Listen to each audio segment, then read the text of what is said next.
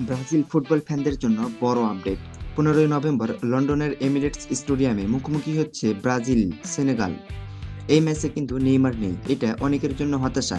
কিন্তু আমি বলবো এটা ব্রাজিলের জন্য একটা নতুন সুযোগ। কারণ নেইমার না থাকলে দেখা যাবে তরুণ প্লেয়াররা কেমন করে দায়িত্ব নেয়। এই দলে ফিরছে ফাবিনহো, প্রায় 3 বছর পর তার অভিজ্ঞতা মিডফিল্ডে অনেক কাজে আসবে। আর নতুন মুখ হিসাবে আছে লুসিয়ানো জুবা আর ভিতর রকে। দুইজনেই ফর্মে আছে, বিশেষ করে ভিতর রকে বার্সেলোনায় দারুণ খেলছে।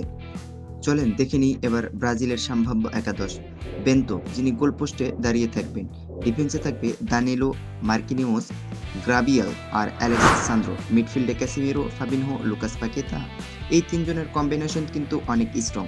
আর সামনে থাকছে ভিনিসিয়াস জুনিয়র, রিচার্লিসন আর রদ্রিগো। এই অ্যাটাকিং লাইন আপটা সত্যিই ভয়ঙ্কর। যদি ভিনিসিয়াস আর রদ্রিগো তাদের রিয়াল মাদ্রিদের ফর্মটা ধরে রাখতে পারে তাহলে সেনেগালের ডিফেন্সকে বেশ কষ্টে ফেলবে। তবে সেনেগালও কিন্তু হালকা দল না।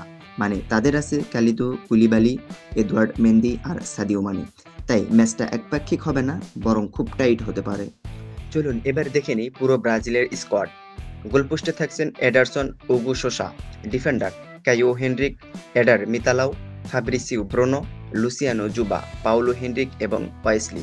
মিডফিল্ডে থাকছে আন্দ্রে সান্তোস, ব্রুনো গুইমারেস এবং অ্যাটাকিংয়ে থাকছে Estevao Willian, Joao Pedro, Luiz Henrique, Matheus Cunha এবং ভিটর রকে। মোট কথা, এই ম্যাচে আমরা দেখতে যাচ্ছি তরুণ আর অভিজ্ঞ প্লেয়ারদের এক সুন্দর মিশ্রণ। এখন দেখা যাক নেইমার ছাড়া ব্রাজিল কতটা লড়াই দিতে পারে। তোমার মতে কে জিতবে, ব্রাজিল নাকি সেনেগাল? কমেন্টে জানাও তোমার প্রেডিকশন।